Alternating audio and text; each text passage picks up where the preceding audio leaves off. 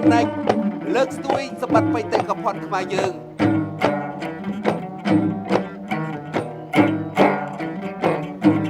សាទរព្រឹត្តិការណ៍មហូបអាហារសពបរសធរ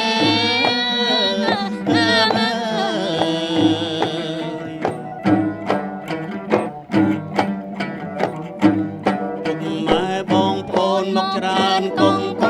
ជំរុញគាំទ្រអាជីវករខ្មែរបាទលោកជើញបាទបងប្អូនដល់ដល់បាទ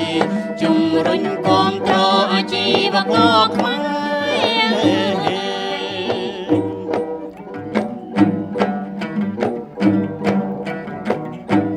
មុខមហូបច្រើនមុខវាមតង់ដាក់ទុកលើតុហោហើយ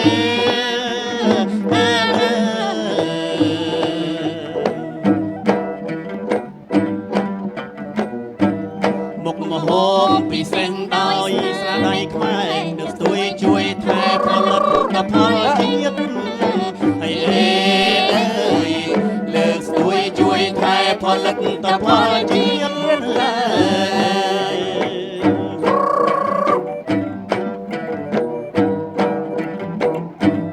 គាំទ្រលើកស្ទួយរួមគ្នាតែមួយជួយបន្តទៀត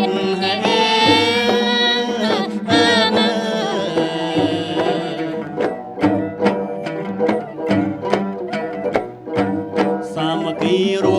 មកុំឲ្យរបៀបផលិតផលជាតិយើងជួយគាំទ្រ